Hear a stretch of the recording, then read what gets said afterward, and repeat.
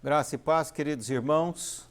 Nessa feita nós queremos ver mais um pouco da palavra do Senhor, meditando no Salmo 90 e possamos estar aí, portanto, alguns minutos juntos, aí orando primeiramente e depois meditando na palavra do Senhor. Se você estiver em casa, tiver acesso à Bíblia, quiser acompanhar olhando na sua Bíblia, independente de qual seja a tradução, você pode fazer isso.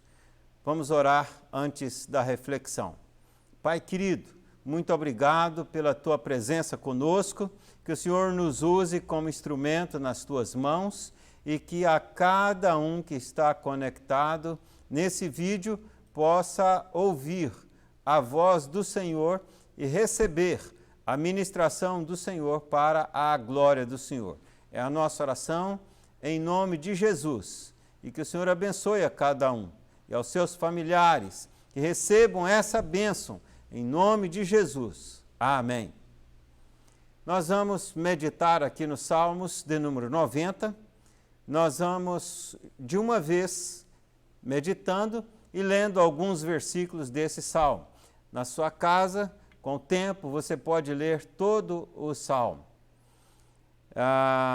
O Salmo 90 é um salmo que foi escrito por Moisés, o mesmo que escreveu ali o Pentateuco, os 5 primeiros livros, como na verdade toda a Bíblia é Deus quem a escreveu, né? Nesse caso, usando Moisés.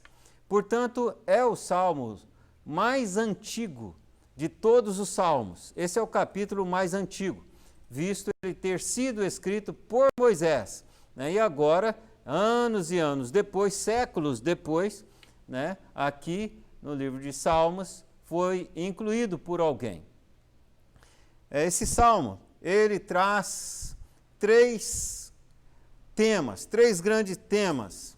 O primeiro é sobre a eternidade de Deus, a soberania de Deus, a eternidade de Deus. Esse tema nós não pretendemos explorar nesse vídeo, né? Apenas o citando. É um grande tema, acredito que suponho até ser o mais importante desse poema, que esse salmo é um poema e também é uma oração, né? Aí, ao mesmo tempo que é uma oração feita de forma poética por Moisés enquanto conduzia o povo no deserto.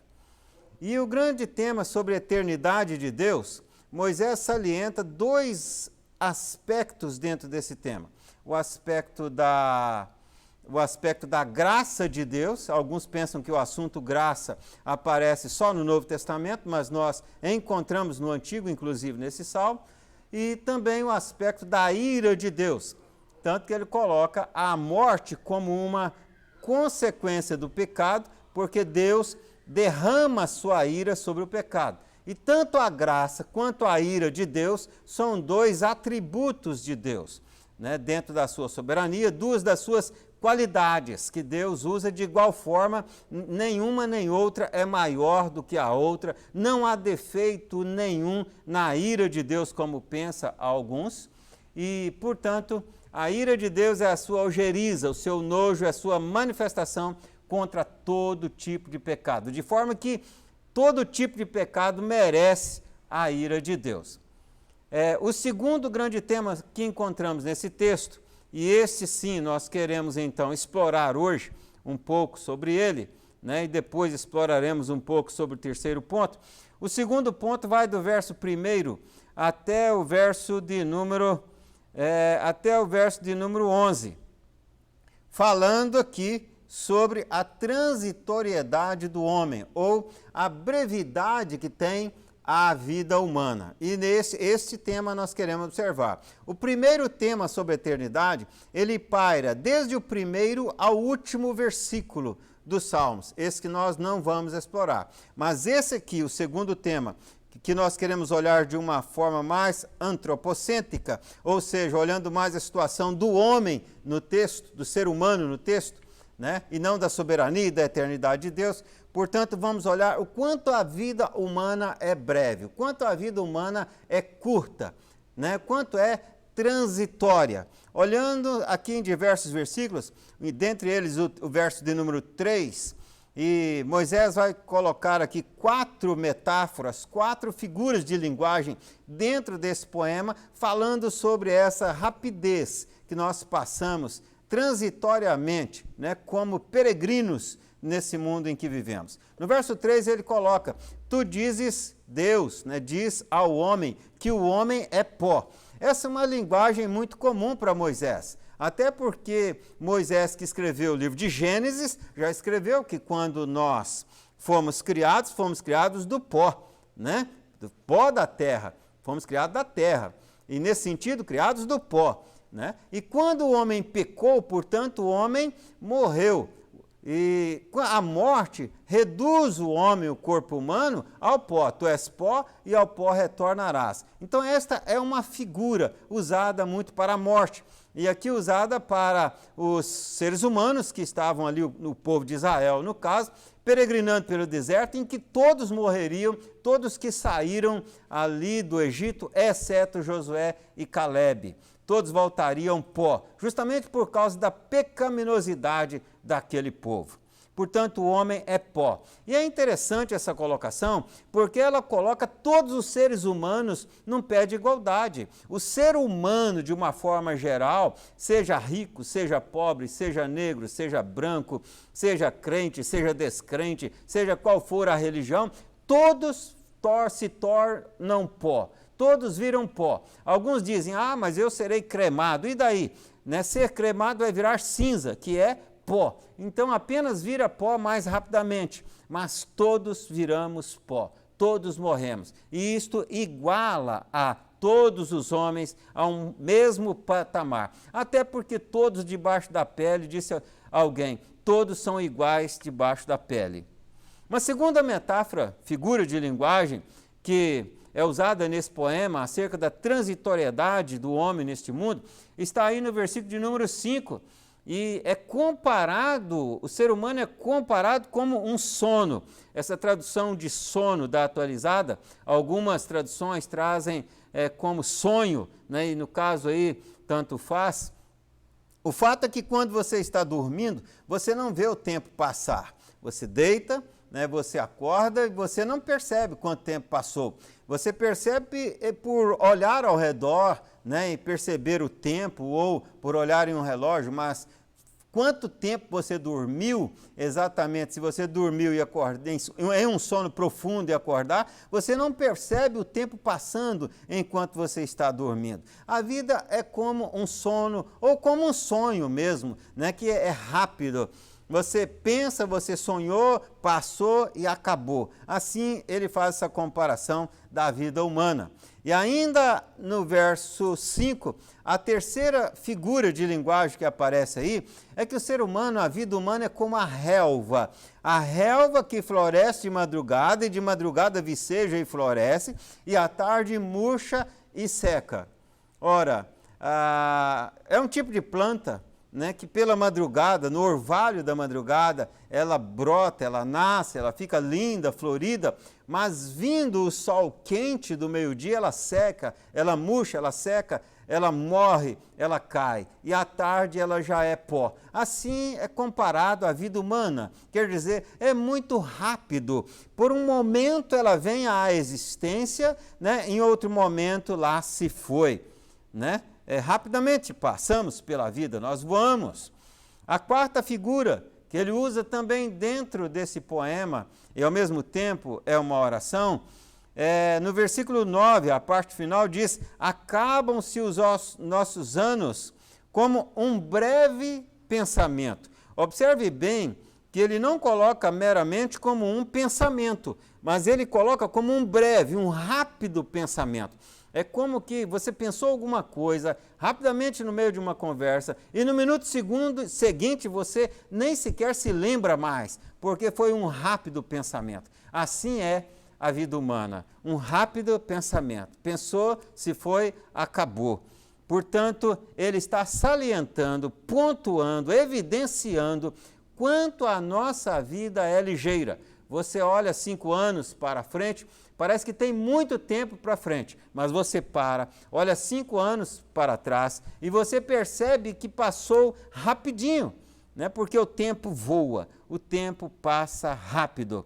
E ele, nesse argumento de que os nossos dias são como um breve pensamento, ele diz que os nossos anos sobem a 70, ou em havendo vigor a 80, neste caso, o melhor deles é canseira e enfado. Isto está aí no verso 10. É interessante a gente frisar aqui que Moisés, quando ele está escrevendo esses salmos, nessa oração, fazendo essa oração e a escrevendo, ele está guiando o povo no deserto. Portanto, ele já tinha passado por essa fase, 70, 80 anos, visto que eu costumo brincar que Moisés é o homem que teve o seminário mais longo da história, porque ele passou seus primeiros 40 anos no Egito, como príncipe do Egito, um dos príncipes do Egito, como filho da filha de Faraó. O Egito era a maior potência bélica, filosófica, científica daquele tempo. Portanto, Moisés fora treinado nas artes marciais, fora treinado na filosofia mais erudita daqueles dias, na cultura mais erudita daqueles dias. Ele não era qualquer um, era um príncipe do Egito. E até os 40 anos ele viveu no palácio, né? Depois saiu fugido, como conta a própria história, e ele passou mais 40 anos pastoreando as ovelhas de seu sogro Jetro, também conhecido como Reuel. Portanto, 80 anos, aos 80 anos é que ele recebe o chamado para o ministério. E ele, portanto, aos 80 anos, dá início ao seu ministério, né? E ele vai vir a óbito aí aos 120 anos.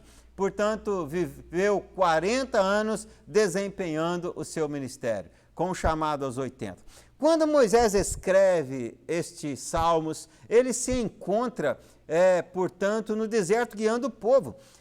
Deveria ter ali seus 90, 100, 110, né? 115, não se sabe quantos anos, mas com certeza bem mais do que 80. Então ele fala de um período da vida humana que ele havia passado por ele, que ele havia vivido. Ele fala com autoridade, ele fala daquilo que ele viveu, que ele experimentou, e ele afirma 70, 80, a pessoa está cansada, a pessoa já está canseira e enfado. E ele explica porque tudo passa rapidamente e nós voamos. Esta é a verdade. De maneira que nós temos que saber viver, temos que saber aproveitar bem a nossa vida. E muitas pessoas, mediante essa brevidade, ligeirice da vida, estão perdendo tempo, ou estão adorando a deusa fortuna, ao deus destino. Isaías 65, versículo 11, fala da deusa fortuna e do deus destino. E as pessoas preocupadas somente com fazer fortuna, ganhar, ganhar, ganhar, ganhar, ganhar. E preocupado com o amanhã, que será amanhã. É a criança que nem brinca mais, é adolescente que tem que conquistar, pensar no amanhã, e depois é jovem, tem que estudar, fazer isso e aquilo, e depois... Não estamos falando que não devemos trabalhar, não devemos lutar, mas vivem somente em função das coisas materiais dessa existência.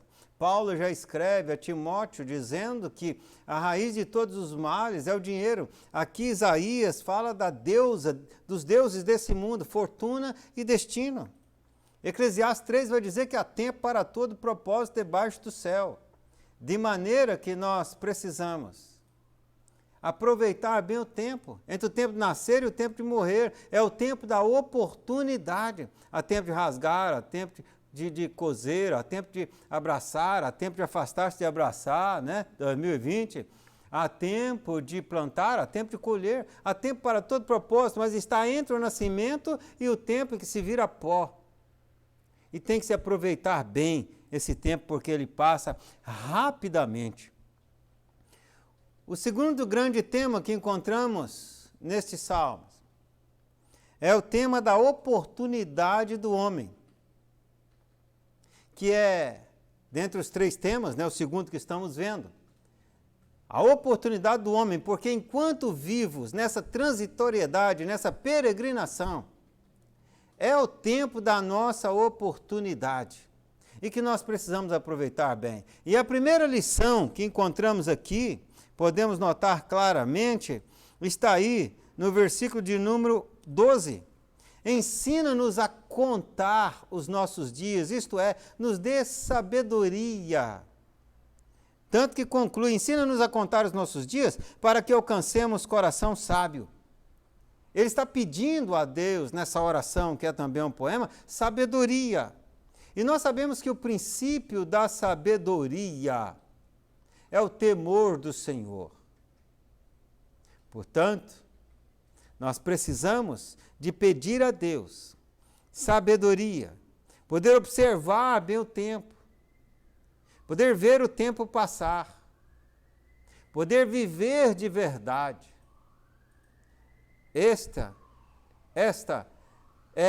Isto é ser sábio. Ora, o princípio da sabedoria, o início, o começo da sabedoria é o temer a Deus, é o temor ao Senhor.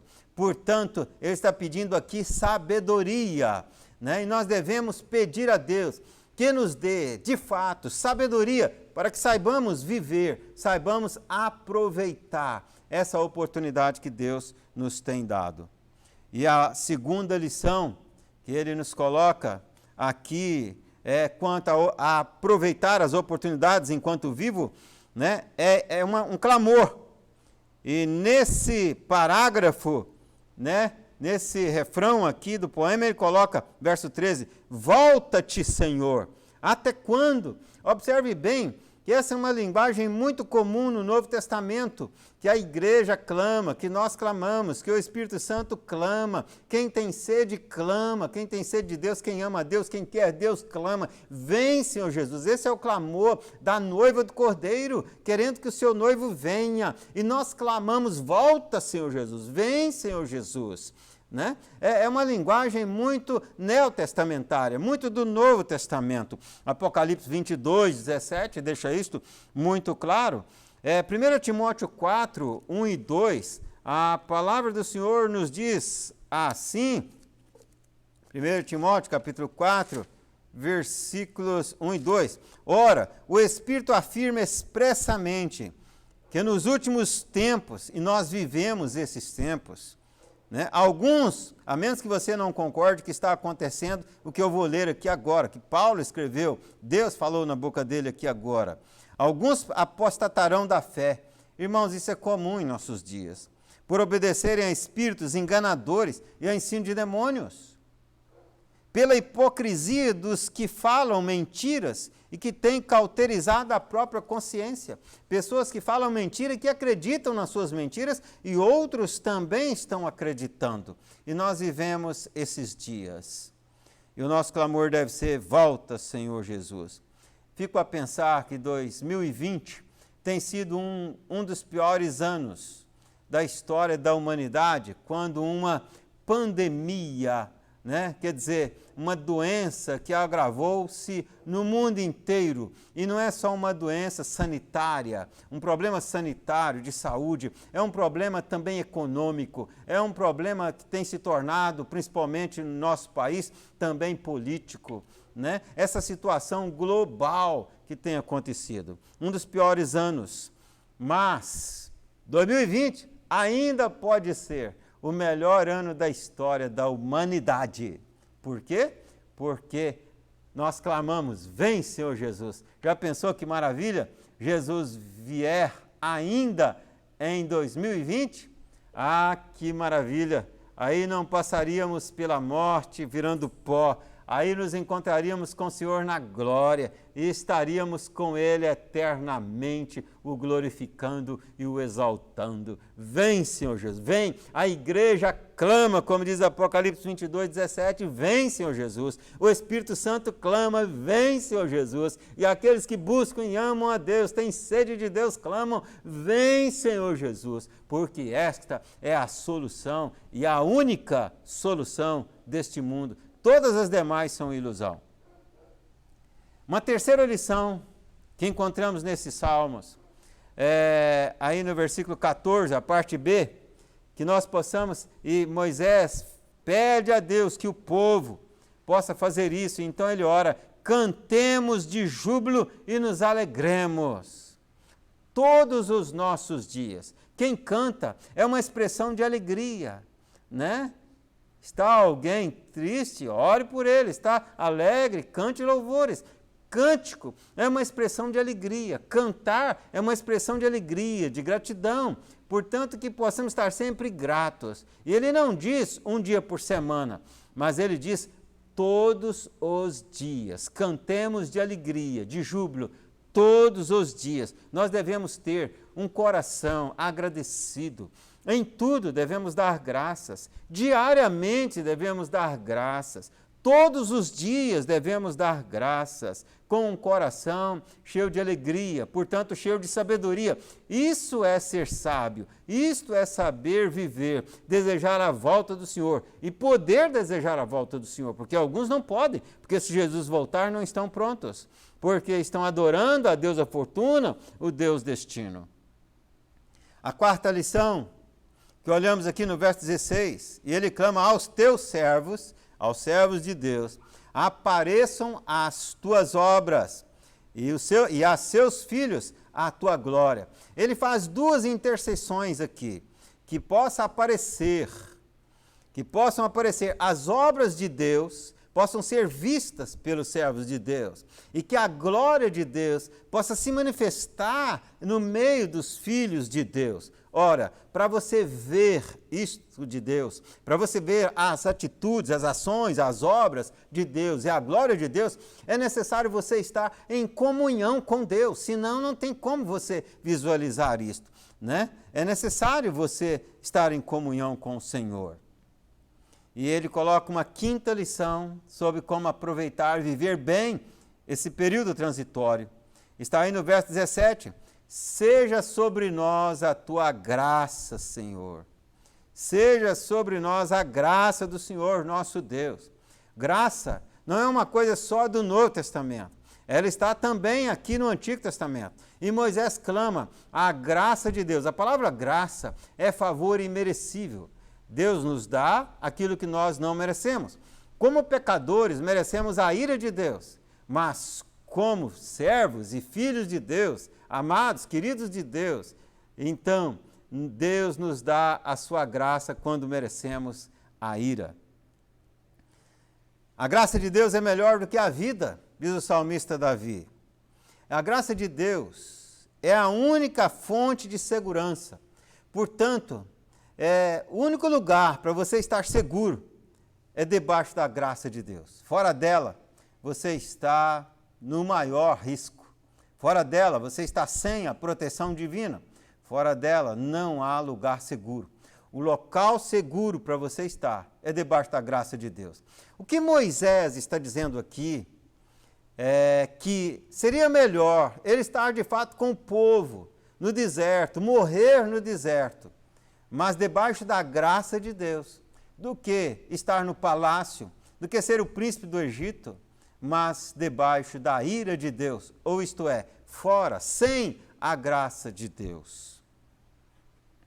A sexta e última lição, aqui desse segundo ponto que estamos vendo, vimos sobre a transitoriedade, né, vimos do homem, vimos ali 4 pontos e agora 6 pontos, sobre como aproveitar a vida, viver bem a vida dentro nesse período dessa transitoriedade.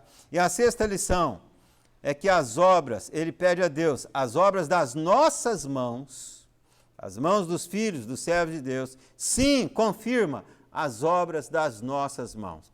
Agora ele pede para Deus confirmar as obras das mãos dos filhos de Deus. Ora, se ele pede para confirmar essas obras, é porque os filhos de Deus têm obras. Porque que obras, se não tivesse, não poderia pedir para confirmá-las. Nós, como filhos de Deus, uma das evidências que somos filhos de Deus são as obras. As obras não salvam, mas evidenciam que somos salvos. Porque a fé sem obras é morta. Como não tem valor algum para Deus, não tem, é palha. Né? E também o amor sem obras é teoria, não é amor. Por isso, uma das traduções de amor, né, inclusive a corrigida traz como caridade, quer dizer, o amor em ação, em exercício. Não existe amor sem obras, como não existe fé sem obras. Portanto, as obras são evidência do amor e da fé e de que somos filhos de Deus. Então Moisés pede, confirma as obras das nossas mãos. Em Efésios 2, versículo 10, nos diz a palavra do Senhor que fomos criados em Cristo Jesus para as boas obras. E como o fim principal do homem é glorificar a Deus e gozá-lo para sempre, quer dizer, glorificar a Deus e também receber dele, gozá-lo para sempre, quando glorificamos a Deus, o adoramos, o agradecemos, o bendizemos, como também recebemos com ações de graças, nós estamos praticando obras, mas não só nisso, no ato da caridade, né, no dom do samaritanismo e outras, nós devemos e precisamos praticar as obras. Filhos de Deus sem obras não são filhos de Deus, são falsificados.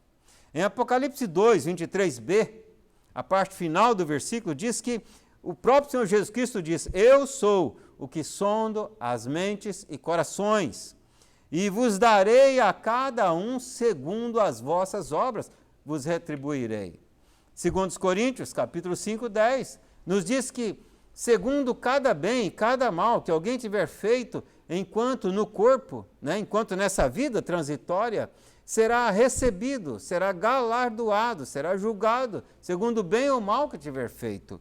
Portanto, nós precisamos sermos praticantes, é a ortopraxia, isto é, a prática de toda a teoria, de toda a verdade bíblica. Nós precisamos viver essas verdades, portanto, praticar as boas obras. É a ordenança bíblica. E se é a ordenança, né, quem desobedece uma ordem está ali cometendo uma infração, uma desobediência, no caso, um pecado. Quais as obras que você tem para poder enumerar, sem ser para terceiros, mas para você mesmo, diante de Deus, como evidência que você de fato as tem? Ou é só teoria? Ou é só teoria? A Bíblia no papel, conjunto de verdade todo. Se você não viver, não passa de teoria. Temos que viver. Temos que encarnar isso, que absolver e viver. Concluindo, então, nós vimos 2 pontos. Vimos um panorama geral do capítulo, e desse poema, essa oração, e depois nós vimos o primeiro ponto, centramos no primeiro ponto, que é a transitoriedade da vida humana. E vimos ali 4 lições, figuras que Moisés coloca, que o homem é pó, né? Que o homem é como, a vida humana é como um sono ou um sonho, que é como a relva que nasce pela manhã e à tarde se murcha, terceiro lugar, e em último, que é como um breve pensamento. Então vimos o segundo ponto, as oportunidades do homem enquanto vivendo, enquanto nessa peregrinação nesse mundo.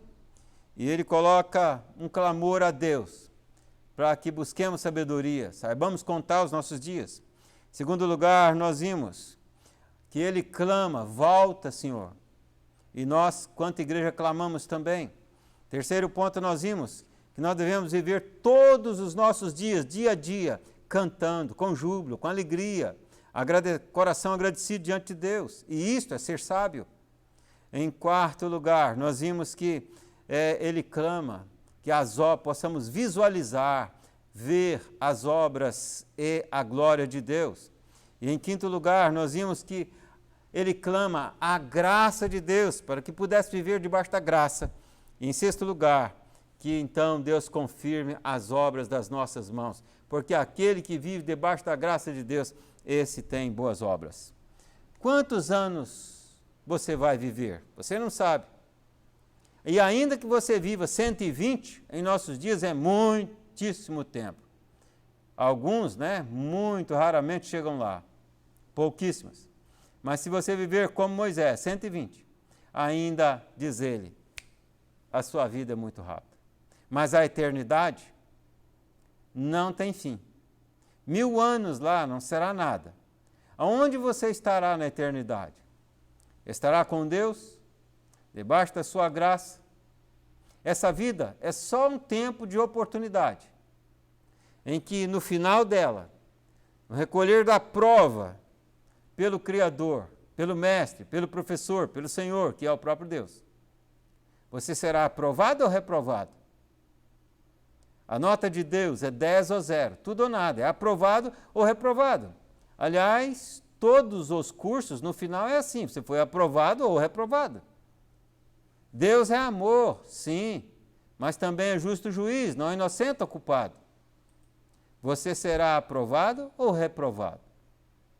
Se você não sabe, você precisa conhecer o que a Bíblia fala sobre isto. Se você tem certeza que será aprovado, então viva como aprovado. Se você pensa que será reprovado, então aproveite, ainda há tempo, eis o tempo da oportunidade, você está vivo, creia em Jesus, receba-o como Senhor. Viva uma nova vida, feliz, uma verdadeira alegria, viva de forma sábia. Agora, se você tem dúvidas, quer dizer que talvez você vai para o inferno, talvez para o céu, talvez aprovado, talvez reprovado, você está na corda bamba. Procure alguém que estuda a Bíblia de verdade. E você mesmo, leia o livro de João, vai ajudar o Evangelho de João aí na Bíblia. Qualquer tradução séria, e você será muito abençoado. Aonde você estará na eternidade? Tem certeza de onde estará? Porque só há 2 lugares, céu e o inferno. Onde você estará? Se você acredita, não acredita, não faz diferença. Não, pastor, o senhor está errado. Tudo bem. Todos nós nos tornaremos pó. Todos encontraremos com o Criador. Quem está pronto, quem não está pronto. Quem acredita, quem não acredita. Igreja não salva ninguém, só Jesus salva. Você está pronto? Deus te abençoe. Quero orar por você. Pai, abençoe a vida de cada um que ouviu essa reflexão. Derrama a tua graça de forma dobre sobre esta vida, segundo as suas necessidades e realidades físicas, emocionais e espirituais, para a glória do teu nome. Que o Senhor esteja edificando os que são teus filhos e salvando quem não é, para a glória do Senhor, em nome de Jesus. Amém. Que Deus te abençoe. Amém. Divina mão, uma, dizes de uma vez, e há de ver surpreso quanto Deus já fez.